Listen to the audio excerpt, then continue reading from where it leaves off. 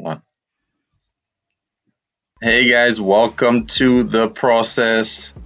How you doing, Alessandra? I am doing great. Happy Wednesday night, everyone. Happy SPD week. Happy SPD week. Today we have Jardin Carlton for a special interview. How you doing, sir? Doing good. Doing good. Doing good, doing good. So tonight, guys, we have a special show for you. We have some prize giveaways also. So stay tuned and we'll start the show off like we normally do with our intro. So we'll be right back.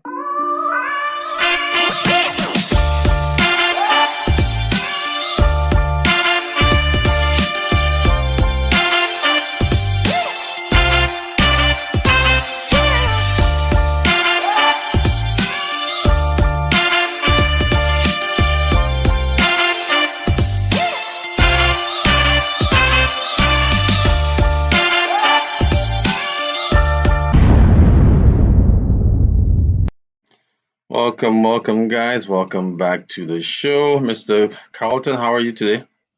I'm doing very well. And yourself?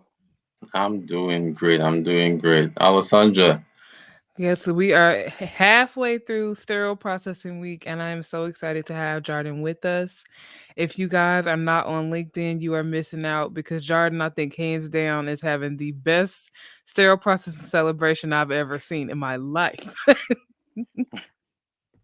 wow. Yes, indeed. So you guys definitely should head over there. This man has food trucks, games, gift cards, and it's only Wednesday. Yeah. So I'm wondering what's going on happening on Friday. That's what Right? I'm I'm like, thinking. can we get a sneak peek? What's happening on Friday? I can't wait to show everyone. Oh my God. All right. So we just gonna have to stick with what we have so far. So Jordan, we talked a little bit in the green room, but I would love it if you could just tell our audience a little bit about how you got into sterile processing. Yeah, so I originally come from a culinary arts background and went to school for that in Florida. And coming back home to Rochester, New York, I realized, actually realized in school that I did not want to cook anymore. Um, it's kind of like, wow, you're making a celebration happen and you will never be able to celebrate. There And you go. so, but it did prepare me for this industry. So my wife is already in medical, and she kind of threw some hints out. Maybe you should try medical. And so I went to school at a program up here, REOC, for surge tech initially, and that didn't work.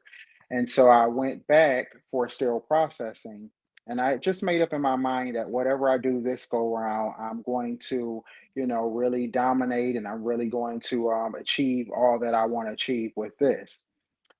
And so, luckily for me, um, sterile processing really allowed me to really take that determination and really channel it and succeed. Absolutely, absolutely.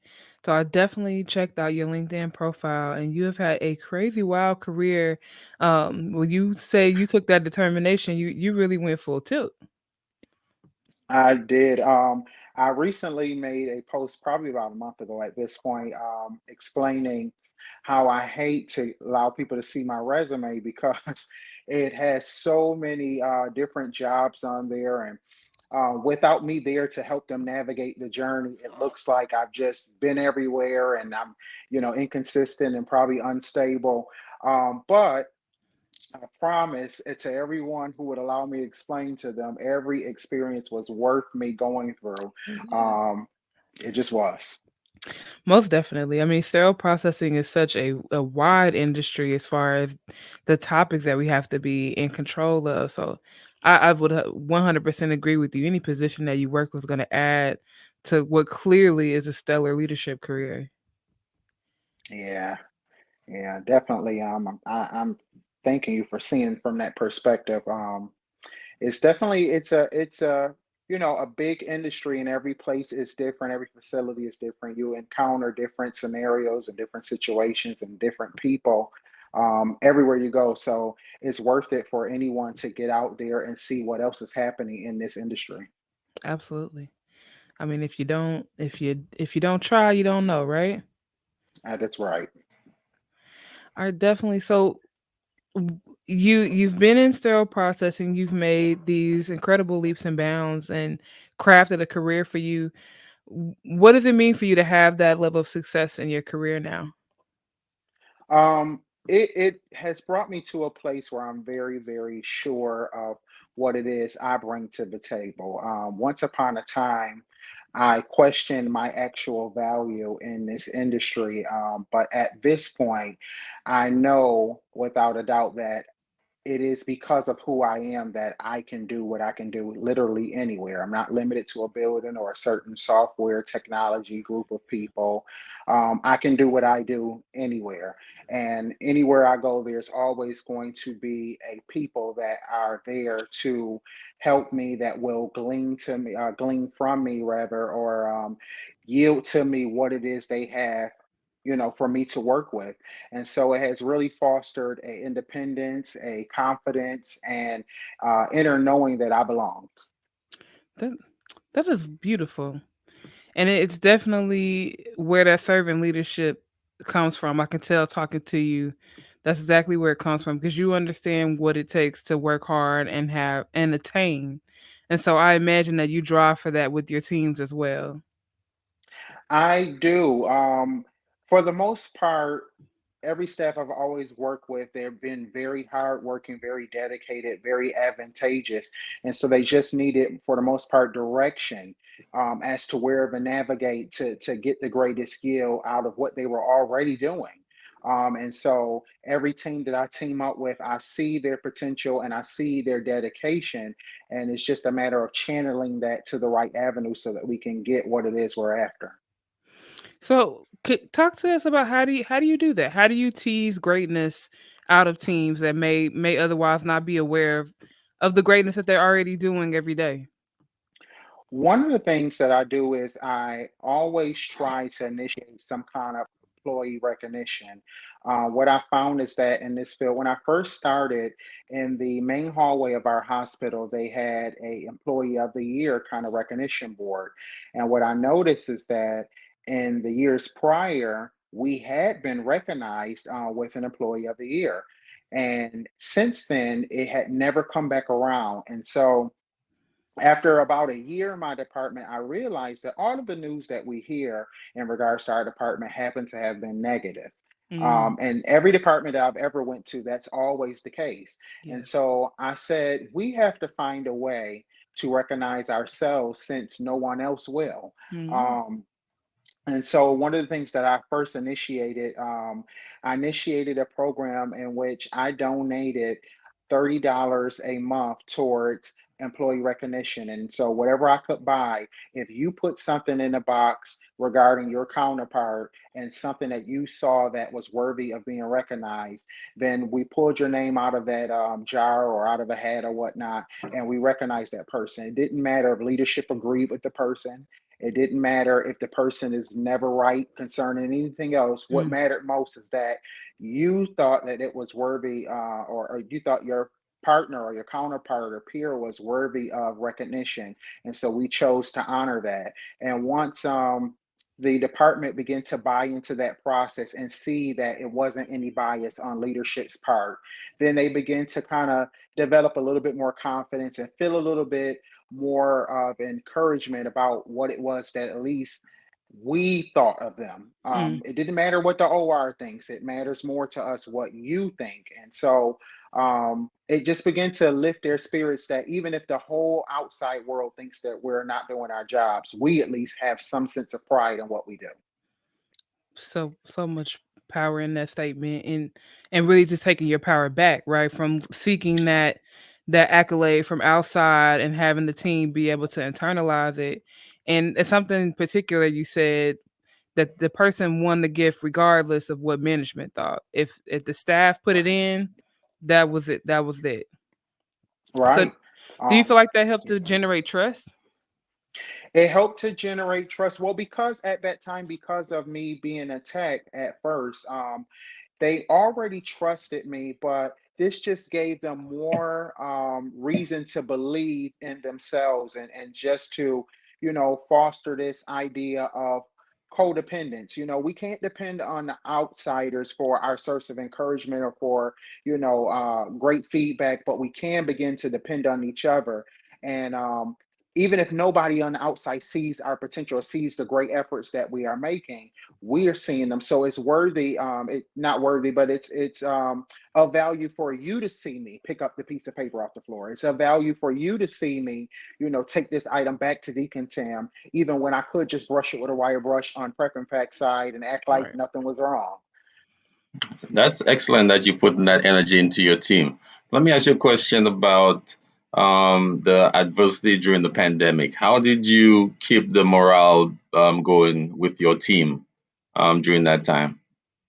So fortunate for me, I worked at the VA at that time, and I came to work every day. We had to come to work every day, and even Mm. when we were being deployed to other departments, at that time I was the lead technician for my department, and I made sure I got deployed as well. It was regarded at one point that I wouldn't have to be deployed because at that time I was writing SOPs and doing policies and procedures, so it was a great reason for me to never have to be deployed. But I said, no, I can't leave them from a place that I haven't been myself.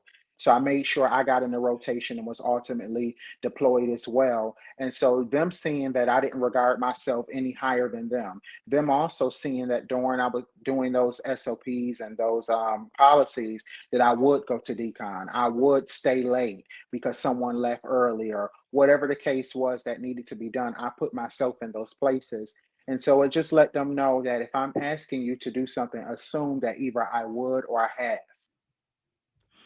I think that makes such a big difference when we're dealing with our technicians. If they know that we're willing to put in the same amount of effort, then they will back you and until the day is long. But if they see that, you're simply directing them and you're not willing to jump in, you can lose that buy-in with your team so quickly. Yes. My Yeah. goodness. So SPD week, I mean, what does it mean to you, Jordan? It so when I came in my department, coming into this industry, I came in January, and by SPD week, I didn't know such a thing exists. And at the time, the director, she was adamant about having this challenge, and I never seen it before. I don't even think I participated initially in the beginning. I just stood back and I watched, and it was the one time I seen everyone in the department literally express joy. To some degree, even people that Mm. did not participate, they wanted others to participate. They wanted to watch people participate. It was just really inspiring to see everyone really, buy into this, even if them themselves were not going to participate. They wanted someone to. And so even now, 3 years later, not everyone in my department has chose to buy in, but they definitely were a part of pushing and backing others. You do it, you do it, you can do it, and so that really was a draw for me. And I wanted to make sure that as I had came in as a tech, I climbed the ladder to end up being an educator. So I wanted to make sure some of those key points of what had gone on years prior to me being there was still around. So Mhm. as I became the educator, I made sure that, and at that time we had a new manager, we had a new director, and I said, well, nobody will remember the old regime. I have to be this person now. And Yes. so I wanted to make sure that when it became my turn, I continued those things that I had seen before me. And my, oh my, did you continue? And I have to think, expand. Definitely, definitely, definitely. And definitely, I'm pretty sure you're a great inspiration to your team. So, what issues did you find or obstacles did you find, or you had to break down to get the department how you feel comfortable with it right now? So I'm not exactly there. We're still working very hard to develop that buy-in. I work in a union hospital now, so it is very, very hard to develop that buy-in. And honestly, when you have it from a core group of people, then you still have those breakouts of different groups where they're like, I don't know, and why do we have to do it that way? So what I've learned to do is go along with those that will, go along with those that can, and encourage them and build them up. And the others will eventually just be, ostracized just quite naturally. And no one wants to be ostracized. So either you're going to find a way to get out of this environment, or you're going to eventually slowly buy into this environment because now all your counterparts are on board. Mm. Last week for me was extremely stressful because I had to call multiple vendors and then change orders and seek all these avenues to get these things done. And it was a lot of stress, but needless to say, when I faced my team as early as even on Friday, I was even frustrated at the moment, but they did not know anything about the frustration. All they Yeah. knew is what we were planning to do. And just to see, I did not really expect them to be excited about this stuff. Um, but they were so excited and so eager to see how all these things played out.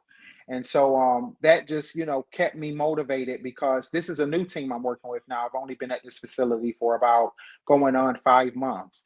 And Mm. for me to go through all of these hoops and turns to make something happen for them that has never happened for them in the past, um, to see them excited about something they have not seen before or have no proof towards it even being evident was just, it just kept me motivated. Like they're excited, they haven't even seen it, so I got to do it now. Right, you gotta do it. And that's such a good point, of saying that it's something that there was no evidence that anything to this magnitude would take place, right? Right. I can say again, I've been in the field 14 years. I've never seen any SPD week have a food truck pull up. We've definitely seen games, but that crown, I think, again, took LinkedIn by storm. Everybody was like, "Oh my god, very cool indeed." So I know you said that adopted some of this from past practice, but again, it's clear that a lot of this has had the Jardin touch or the team that you're working with now. So what would you say is the difference between the celebrations that you've had in the past and where you guys are now, and clearly where you want to go in the future? I think the addition of, and you said it already, me. So I had a nurse. I did a video montage of all of the leadership and as much as I could find saying their piece about SPD, and I put it together. And that had never been done for this group as well. And so I asked one of the nurses, has she seen it? And I sent it to her on a video link, and she watched it. And she said, "Oh my God, I don't think they've ever had that done for them before." And I said, "Well, they've never had me here There before." you go. They And never so had. Mm. I think it's the passion that I bring. I just did a live about this on Facebook, is that you are the value. It's not what you do, it's you. Um, People that think that it's what they do, they don't understand that they simply have a skill that thousands of other people have. But what makes you the value and not your skill is that anyone can fry chicken. Now, I told you I'm from culinary, so anybody can Yes. fry chicken. But if you ask me to fry chicken, I'm going to fry it in peanut oil. I'm going to brine the chicken.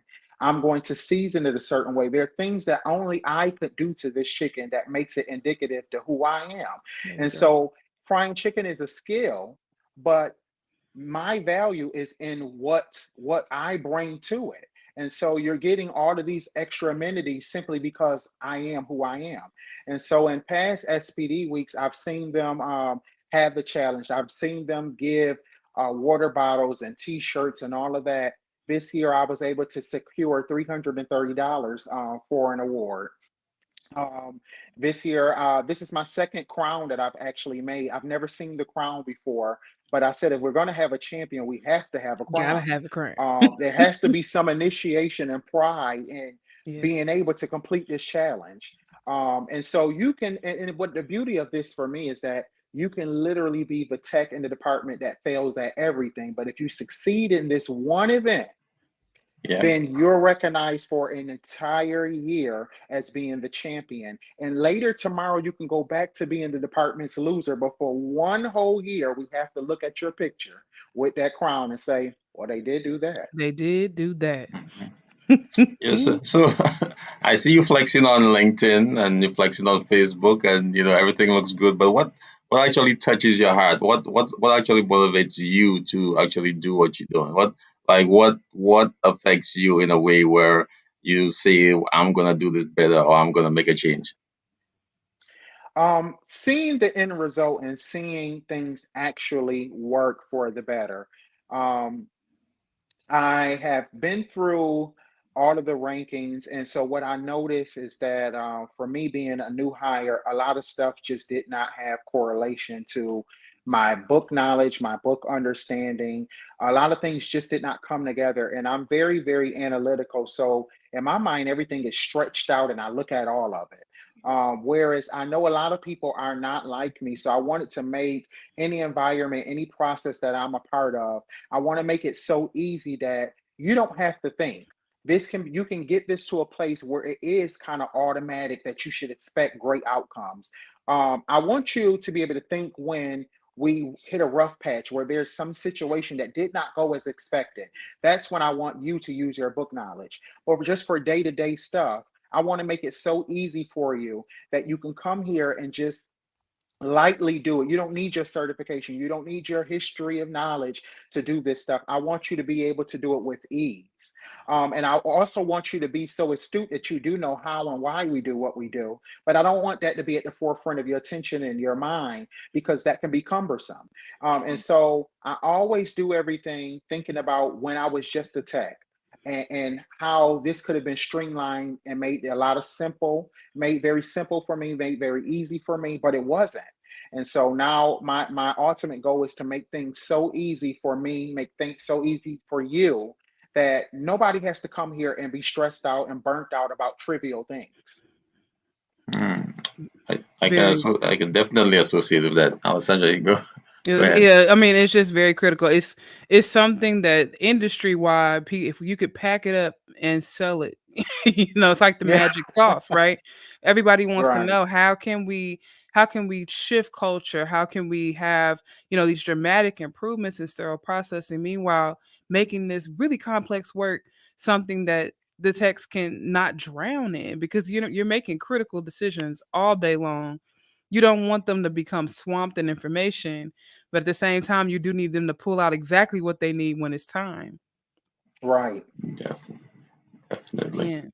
So So, can you you go, oh yeah. So you're doing all this great stuff, right? And I'm really jealous Mhm. of it. So what tips and tricks do you have for other managers, supervisors, leads out there who want to do something similar to what you're doing? What's the secret sauce since you're in culinary? The secret sauce is to always keep in your mind um, the tech.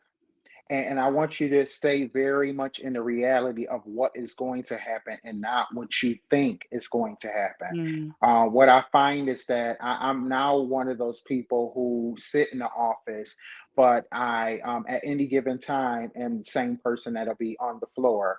And for quite some time, I did both. I was the educator of one hospital's department, and I was a per diem tech at another at the same time. So I would leave my glorious job in the morning and go work another 5 hours just by myself doing decon, everything else. mm, And they wouldn't care that I was an educator. They did not care that I at was respected at my other job. And so I want people to approach this from that perspective. And if you approach it from that perspective, then you won't make things so cumbersome and you'll try to find ways to make it easy and you will encourage the tech because you understand that when they don't come to work you have no one to step on, you have no one to demoralize, you have no one to put the blame on. mm, So if you encourage them and make them feel great every day, if you lift them up, if you make them feel like you're a person every day, then they'll give you, the respect of just coming to work and doing their best. um, and so I approach it from that way. And I would tell others, I tell my team all the time, tell me what it is you need. That's something that's huge. I listen to my team whenever they come to me with troubles, trials, or whatever the case is in the job. I listen to them because they know firsthand what situations are in the department that need improvement. Especially in this department, I have not worked as a tech in this particular department. So when they tell me something, I have to assume they are the expert. correct. And if they're telling me it's an issue or it doesn't work quite right for them, I sit down, I hear them, and I let them be a part of the process of fixing it. And I often say to them, I have more time to play with stuff. You tell me what needs to be played with, and I'm gonna go play with it, and I'm gonna come back to you. And if you like it, you like it. The other thing is that I don't make people buy into stuff that does not actually work. Mm, I'm a huge advocate of tell me if this works, buy in completely right now. Give me 3 days. We come back to it in 3 days. If it does not work, you say, Jardin, this was stupid. We just don't do it no more. And let's figure out something else. I've yes. seen managers really shove something that is not going to work down the department's throat. And then ultimately, they won't do it. They don't buy into it. And nobody will say to that management, this does not work. This is stupid. It's too time consuming. No one would say that, but ultimately it won't get followed through. And the manager will still feel quite confident and great about what it is they propose. It's just the Right. people won't do it. There you man, there you go, right there. Yeah, yeah. Like it Yeah, sounds good, but ain't Mhm. nobody following it. What difference does it make? right. And I've come to just, I'm so liberal and I'm so much me that I can say, listen, that's not going to work. Even Mm. to my director, that's not going to work. I know that's not, I'm not going to do that. So I know they ain't going to do Yeah, I I agree mean, 100%. and that's the beauty of coming to SPD leadership through being a technician, because you've got that ground floor knowledge. You have a deeper understanding of the processes, so when you're kind of putting something out that it's like, okay, I might have to finesse this a little bit with the team, to really get them to saddle up for this. that. So you clearly have such an internal drive for yourself. What externally keeps you motivated? Do you have any heroes that you look to? What gives Jordan inspiration? So honestly, I've spent a lot of my years in the church. And so I get everything from church. I work out to church music, anything gospel. That's what I'm working out to. I'm listening to sermons pretty much all day at work and podcasts. And so I really do, look to God for my source of inspiration. And when things get really, really rough for me and I can't really find hope, there are some people I'm able to call up and just talk out my frustration and find some sense of relief. Um, and I've recently run across a person. She's on here at some capacity. Cylindra Barfield, an excellent, brilliant mind, and just very ambitious, and I love it. Has drive for days. I Yes. love being surrounded around people that have drive. I'm constantly listening to podcasts because I'm trying to find someone to present something to me in a different way other than my perspective, and that's the difference between burnout and wherever you're able to keep on going is your perspective. Hmm. So sometimes hitting those, burnout moments, hitting those moments where I don't have enough to keep going or no ingenuity is coming to me, is talking to people like Cylindra, listening to podcasts, The Breakfast Club, Charlemagne the God, whatever it is, something I need to hear to keep going and find inspiration or to navigate through how I'm feeling right now. I didn't have the process in there, so we're doing something wrong. We're definitely doing He's something gonna wrong. add it to the playlist now. Don't worry, don't worry. Yeah. Wait. But there's so much coming out now, especially with social media, that gives us an opportunity to really to hear it from other people's perspective. I know, I've definitely been able to change my practice just by being able to tap into some of these leaders that are, airing their podcasts or their lives. It's such a new way to get information in SPD. Mhm.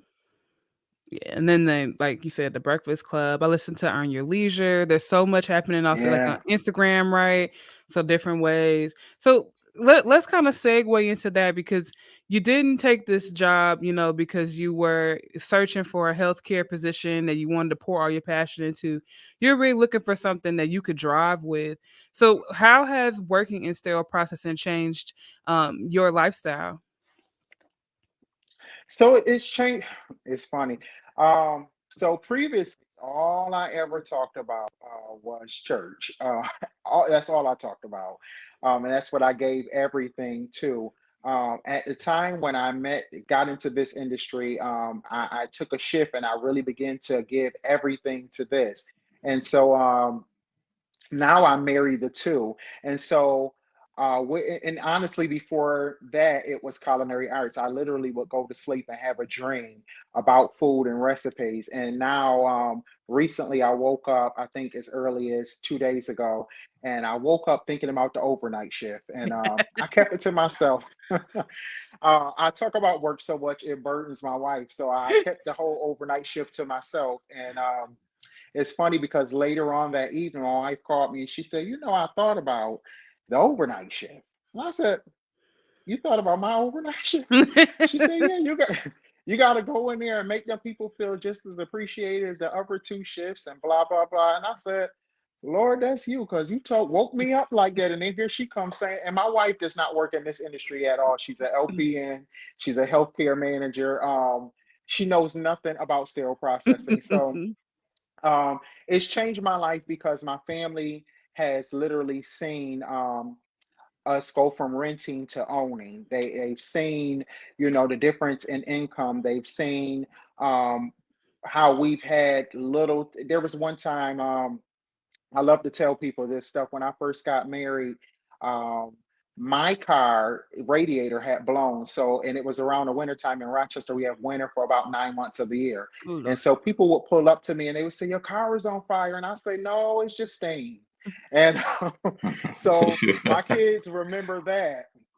And then not shortly after my car did that, my wife's car's radiator, the water pump ate up the serpentine belt. So Mm. they literally remember us going from nothing to now we have a 5 bedroom home, and everybody has their own room. We have 4 cars in our garage. And so they're seeing all of these different changes, and they're hearing in our language that you can be anything. You have to work hard. You have to go through with it. I'm not a huge pusher for having to go to college, Mm. but I am a huge advocate for, once you have come to yourself and once you have awakened to who you are as an individual, now it's time for you to seek, education and seek an avenue to make your own. And if that happens through college, great. But I want you to awaken to who you are first before you make that huge transition and go and get in all that debt. And so, this has changed my life in the fact that my children are seeing the fruits of me and my wife's labor. She recently, about maybe 6 or 5 years ago, went and got her, LPN. And so they've seen all of these things along with, so they've seen the progression of our journey. And that to me, I can really give thanks to sterile processing and to God. Absolutely. Wow. Wow, that's a great story. And I hope the listeners out there definitely pay attention to the benefits of cell processing and where it could take you. Because I was basically in the same situation. You had almost nothing, and then cell processing gave me so many avenues. So I definitely could identify with what you're saying.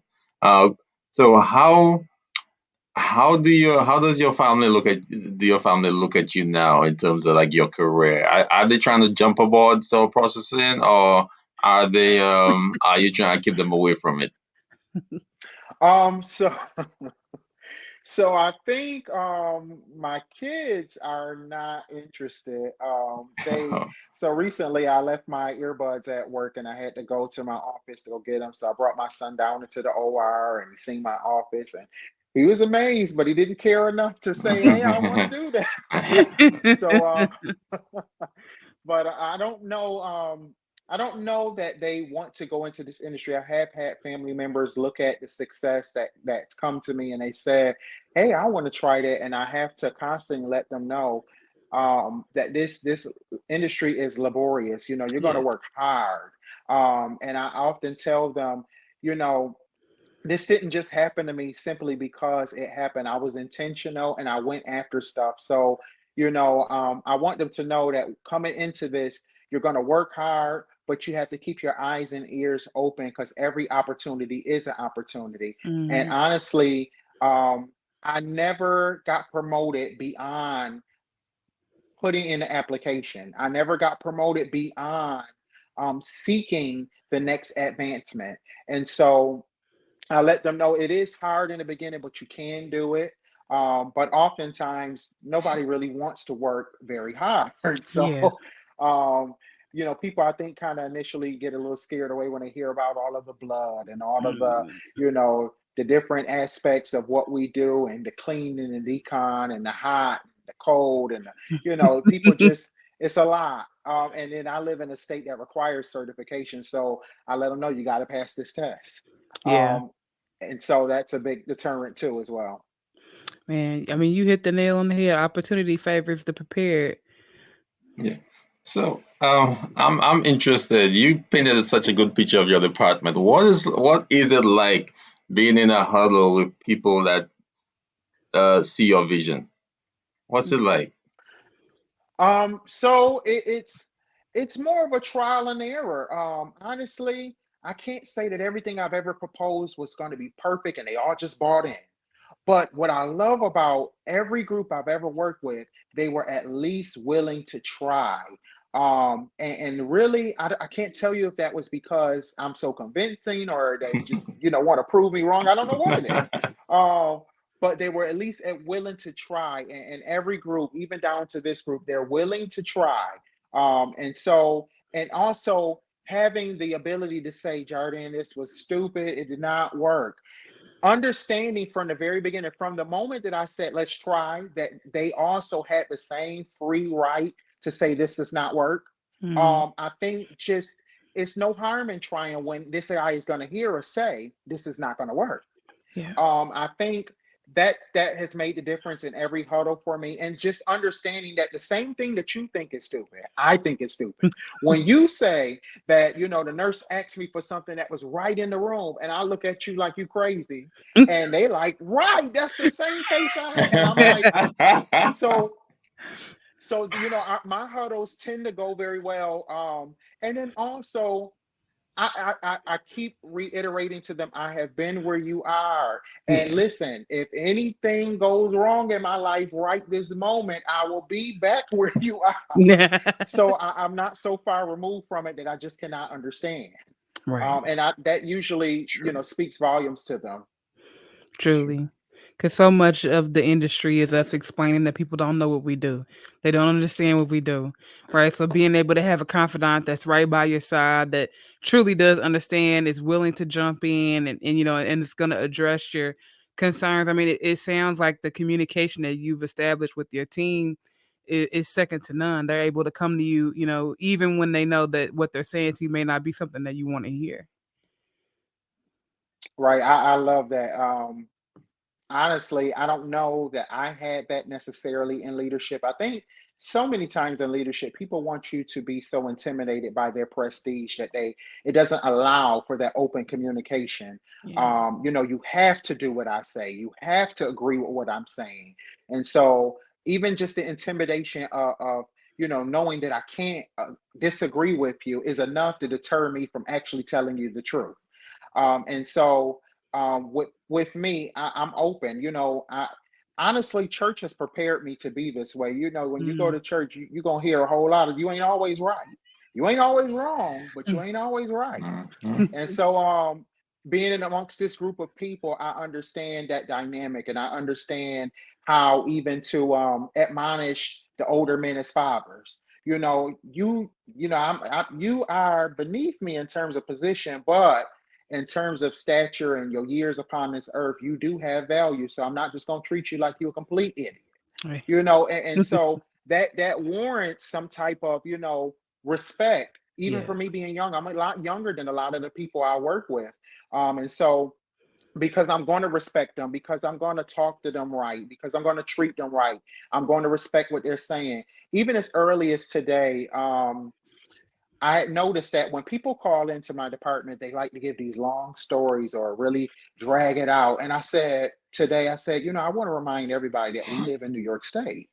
New York State does not require all these explanations for why you're not coming in. You literally can just call and say, I'm not coming today, and hang up. And they said, well, we can do that with everybody. I said, New York State is a state, it's not a person. Mhm. So as long as you're in this state, you can do that. And so they're like, And they're not gonna question it. I said, I don't want to judge why you're not coming. That's why I don't need you to give me the story. You're just not Yeah. coming. And so just them understanding that they don't have to give me these long explanations. They don't have to exaggerate. You don't have to make yourself sound sick I don't to be right on sick. need. Don't cough in my ear. Don't send me the picture of the illness. It's okay. But So really, I that, mean, you're giving them the autonomy. You're an adult. You're not coming today. yes. That's enough. So so I find it interesting. Like most successful people have a routine. So I'm guessing you have a very specific routine you follow in terms of um treating your staff a certain way, getting your specific tasks done throughout the day. So can you tell us, give us a little insight? What does your morning routine look like? Um, so I'm coming into work and I'm usually listening to something. I'm always listening to something. I have my earpods with me all day, every day. I'm listening to something on my way into work. I'm getting into work. I usually grab some coffee. I change. I First thing I'm doing is I'm grabbing my notepad or a piece of paper from somewhere, and I'm going to write down whatever it is I did not finish yesterday is at the top of my list. Addition to, I may check my email. Currently, I keep my email on my phone, but I'm finding that I don't check it literally until I get to work. So I'm checking my email, I'm writing down notes from there, and then I'm going to see my director and write down notes from what he's talking about. Then I go check in with my supervisors. How is your day going? What's going on? Do you need me to do anything for you? What's going on? And then I'm addressing my notes. Um, so the coffee is my first thing because depending on how I'm feeling, I need that coffee. Um, and then those notes kind of keep me in line all day. Um, for me, a lot of my success is determined by what I can get off that notepad, Yeah. what I can get on it as well. Because if I'm putting stuff on now, I'm coming into new information, and I love that. If I'm getting stuff off of it, I got something completed, and it doesn't really matter in what order it happens. I don't care if something stays on it for 3 months. Long as I'm getting things off of it eventually, I'm completely satisfied with that. So much new information comes to me in a day that I need that notepad to go back to what was I doing before this person came and told me what they told me. Okay. Right, right. Truly. I always try to drive that home with my staff. Like, listen, if you tell me and I forget, it's not because what you said wasn't important. It's just as soon as you left, somebody else came and I had to do it, Right. So it's so necessary to keep yourself So on true. track. So true. So So, true. how would you say your management style has evolved as you've grown through the industry? Um, I would say I've learned. I've had some mistakes in just being a little too lenient. Um, so I have a tendency. I'm a little bit of I'm a little bit mean. I'm not mean in leadership, but personality wise, I'm a little mean, and I'm a little sharp in my thoughts. I already drew a conclusion while you was talking. So um, now that's me in general. So at work, I try to really button that up so that I don't offend people or so that Mm, people don't get the wrong impression, and so that I don't come across too harsh in my judgments, even though you deserve to be judged. mm, Um, and so what I found that is that sometimes I've been more lenient than I needed to be because I was afraid of being assertive. mhm. And so now I kind of let people tell me what it is they're telling me, and I hold them to the extreme measure of that.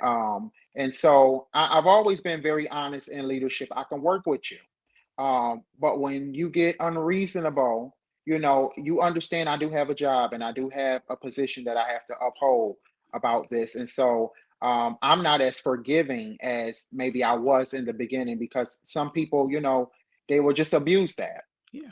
And so I think it was the thing of me not necessarily being comfortable with all of who I was, and not wanting to impose that on other people. But I realize now that I'm the same person that you love when I'm doing great things for you. There you And go. so if I can embrace that part and you can embrace that part, you have to embrace me being assertive and me being stern when I deem it necessary. You wouldn't deem it necessary, but I have to know it's necessary. And so that to me, over time, I've learned how to have a balance, more of a balance with that, and trust my instinct about it. Mm. Um, and then overall, at the end of the day, I do have leadership above me, so they can veto everything I'm saying. And Right. I'm all right with that because now I'm living with your decision and not mine. He said, "Walking with your vision now." Yep. Oh my goodness. So I'm I'm really impressed with you, Jordan. I mean, overall, I'm just totally impressed with you. Bringing it back to SPD week as we are kicking off celebrations all week long. What was it like for you? I know you said the team you weren't expecting them to be excited. So what was it like for you to put all those things together, not really knowing what the end result was going to be? Hmm. It was so stressful. Oh my God. Um, I, it's funny because while I was doing this year, I thought back, I said, oh my God, I remember in 2019, I said I wasn't going to do this no more. And, and so it was so stressful. The food, getting the reps to commit. And though I had a lot of great commitments, and that was the end of the conversation. Didn't have to remind them or nothing. Didn't have to look for them or anything. Then I had some holes I had to fill, and I had to find reps for that. And then they wanted me to make the order, and then they wanted me to confirm and take my credit card and do this and do that. And that Mm. that was a whole thing. And then after that, it was, well, can you move this here, move that there, and even down to the food truck. I spoke to this woman on, I used to work for her previously, so she's a friend of mine. I used to work for her, and I spoke to her on Tuesday, solidified everything. And then even down to the end of the week, it was like, well, can you ask her this and can you move that? And then I had to go through the hospital to get zoning. I had to have Yes. send an inspector to find her. I had to pay for her parking spot. I had to clear it with parking and zoning and fire safety. And it was just a whole mess. And after all of these people Oh. have chipped in to the food truck, it's like, well, can you see if she can come 2 more days? Well, can you see, do she even need to come? Can she just cater it? And it was just like, okay. Yeah, I remember now, just like it was yesterday. In 2019, I said I wasn't gonna do this. And so and so it was, that part was very stressful. So what I have to tell you is I am an alone person. I'm very self-sufficient. When people ask me in interviews, how do you work in a team dynamic? I say, listen, my contribution towards team dynamic is you tell me what I need to do and you leave me alone. And when I Mm. come back to you, my part is done and that's my contribution. Yes. But the whole thing of me and you working together, that's not going to work. And so, as long as it was all on me, everything was great. The minute I have to start listening to other people and involving other people, that's when it gets stressful. Extremely stressful. I mean, and who would ever imagine, as the light bulb goes off, oh, we should bring a food truck. Yeah. Who's gonna imagine, life safety, having to get the parking, having to get the zoning, Yeah. so much going on in the background that nobody's privy to. Mm. It's funny. My boss, by I think it was Thursday, he's saying, so when he realized this was a real thing, like I told him about it on Tuesday, and he's still thinking it's in theory. Now the ball is already rolling. He doesn't know to what extreme. So on Thursday, he says, "Well, do you really think that's going to be your thing? And do you really think they're going to come?" And there's so many moving parts. And I said, "The inspector is going out while we speak. Like everything is done." And he's like, seriously? And I said, yeah, yeah, everything is going on. So it's just extremely stressful having to report to people everything that you're doing when you're confident of what you're doing, but Yes. they're not, and moving and changing things. It was just, and not in my department, knowing that they never had all of this stuff, I knew they would be somewhat excited, but not knowing that they would embrace this on this scale. Because even in my first department, we had about 48 employees. And like I said, not everyone participated, but they were happy that someone was. So in this department, we have even more employees than that, about 62. And to see the travelers even excited, and it's like almost seeing their faces say to me, I want to work here. And it's Right? like, um, and so, it was just amazing. It really gave me that sense of gratification. Like, so it was worth it. They get on my nerves, but it was worth it. So, so I can see you had a good extravaganza going. Um, your the techs loved it. I'm pretty sure. How did the upper management take it? So I'm not a tech savvy person, and I recently got a Apple iPad Pro, and I put together this montage video, and so they had never had that done before, and so no one gave me any pushback about it. They just went ahead and did it, and when I put it together and sent out this email. I put it on the monitors in my department, and the staff loved it. Of course, they talk junk. Oh, we only hear that one time a year, and all these lies. But they loved it nonetheless. But the leadership, my boss comes in, he says to me, is there any way you can send a link to this? And so immediately I look at him cross-eyed because I said, listen, I don't even know how I put this together. So now you want me to to create a link. I said, I will do it, but I just want everybody to be mindful. This is not what I do. So do not critique me on stuff that I don't do. So I can tell that they really thought it was something, Oh and that yeah. it was noteworthy, and they wanted to be proud of it as well. 100%. I mean, I can only imagine that the facilities marketing team is probably scratching their heads going, how can we do more of this? And for viewers, especially within other entities, I would say definitely take a look at this episode and take a deeper understanding of that marketing, because even with what you post on LinkedIn, you talked about the fact that the team, they're so excited. The travelers are saying we want to stay because they're imagining that they're going to be receiving this type of attention Definitely, and and definitely. respect. And so folks from the outside looking in may look at that and go, wow, we really want to be at Rochester. And You know, go ahead. and so question. Now all this was nice. Like everybody can do it. How did you get the money? So answer that after you Oh, answer her question. um, so I really some things I pay for out of pocket, and I've always done that since being an educator. So every month I have this employee recognition. And at this particular facility, when I first started, I was doing $30 a month for all three shifts. Whatever I pulled out of a hat, that person received it. It didn't matter what shift they worked, and it was only one gift. At this point, at this facility, we have, a roster, I think, that goes to almost 75 employees. And so this facility, I've chosen to give $90 a month. So every shift gets the benefit of that. And that's out of my check. The hospital, I think, would only pay what they wouldn't buy gift cards, so that limited us to things at the facility and things that you can only do at the facility. And the reality is, when you're not at work, you don't want to think about work. Mhm. So I chose to take that out of my pocket, just so that they can feel appreciative about each other. As far as SPD week, we ask for the vendors. You really have to build those relationships and connections with vendors. These are people who are taking a portion of what it is you do and monetizing it for their own purpose. Correct. The hospital houses this patient, houses this client, and now they're coming in at the benevolence of the hospital to sell a product to this patient that you already had access to. And so what you have to say to them is, I need to leverage that at least once a year. Hey, can you buy my department breakfast? Can you buy us lunch? Can you buy us dinner? Do it in service along with it, so that it's not totally you coercing us, or Right. you Right. you're We do breaking the have those law. laws, right? Right, we do have those laws. So give us an in service, and while you're at it, buy us some food, for us giving you the opportunity to do business in this facility.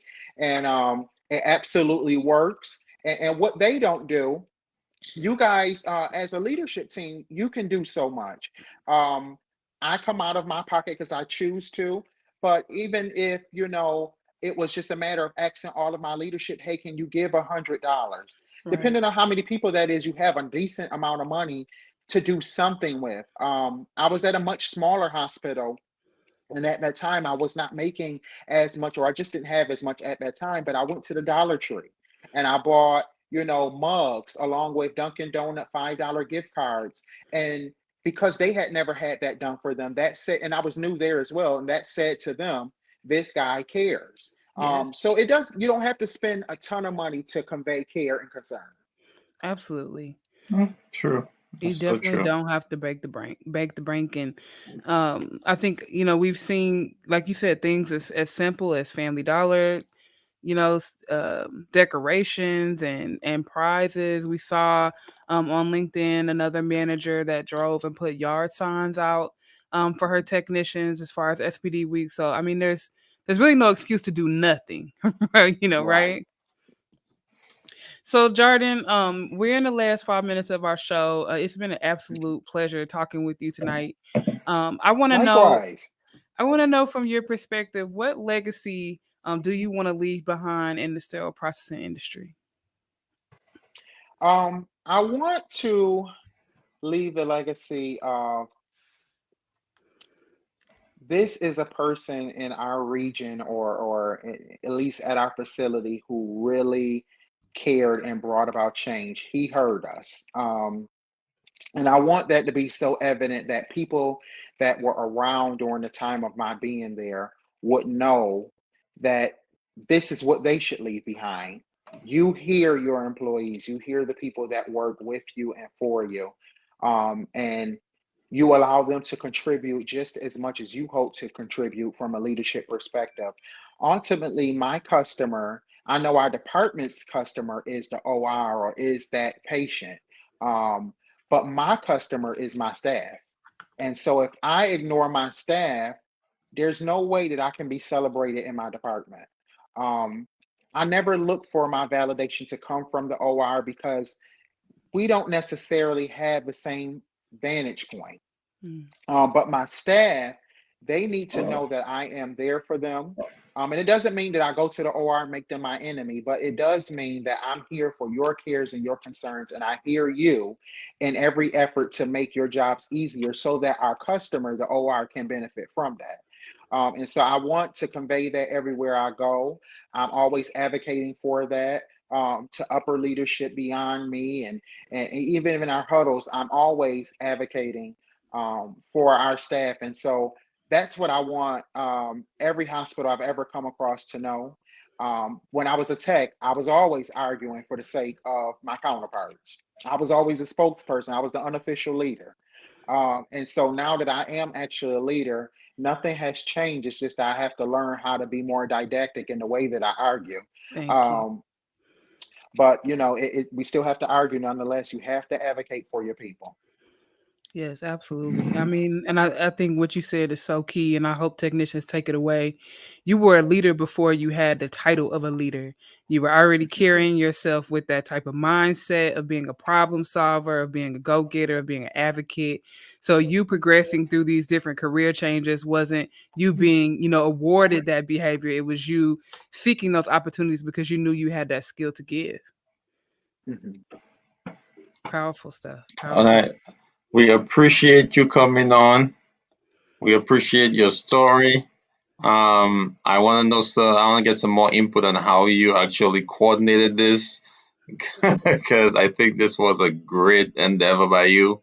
I'm pretty sure your staff is elated, and you probably keep some bodies on staff that would have probably left. By You right. simply You creating an right. experience that they appreciate, from leadership, which is important, Yes. not just from the vendors or from somebody else that, from other department, but from someone within the department. So I Mhm. believe that's definitely a plus. And if you could find a way to teach others how to do something like this, I think that would be a great that's opportunity to help other leaders grow within the field. So, um, Definitely. maybe even create a class for something like this, Seller Processing Week, process Give them improvement a class, packet. or you Yeah. know, There you if you go. could, yeah, right. I Yeah, mean, 100%. And I agree. I hope that any senior leadership's tuning in, and even SPD leadership take away that you want to take a look at that budget, because to Jardin's point, a lot of this is coming from him being able to navigate his own pocket. But facilities do have this cash, so we could take a look at that sterile processing budget. And then I also hope that it's a clue for marketing teams, because you being able to demonstrate this type of acknowledgement to your team and capture it in a way with social media, you're creating an environment where from the outside looking in, this feels like something that will be good for me. This feels like a place where I can be seen, I can be heard, and I can be respected. Definitely. And I see you leveraging your strength, and I know that that church lingo is coming in there, and they're like, oh, hallelujah, this guy is speaking the truth. I know you put some of that in your huddles too. So to get your message through. So I really appreciate you coming on. I'll let Alessandra take it, and I'll definitely keep in touch with you. I can learn some stuff from you, so I definitely wanna keep the links open. So if you see me on there, Awesome. shouting, hey, just respond. It's something some information I want to pick your brain about. So I'll definitely talk to you in the future. Clearly a wealth of information. Thank you Awesome. so much, Jardin. No problem. Thank you guys so much for having me. And happy sterile processing week. Likewise. All right, guys. If you haven't caught, if you're missing the show, you want to head over to YouTube, look for Sterile MD, and catch our past episodes. Make sure you take this opportunity to like, share, and subscribe. If you're living under a sterile processing rock and you missed the 12-hour sterile processing marathon that we kicked off on Sunday, head over to YouTube and check out that content. We have many great interviews just like this one with SPD industry experts like Jardin Carlton. And guys, we will be creating a timeline for the YouTube videos, so you could go to different sections and see who's on there. So we'll definitely be creating those segments for that 12-hour video, so you won't have to scroll through the entire 12 hours. We'll have segments for each portion of that show. So guys, thank you so much, and don't forget,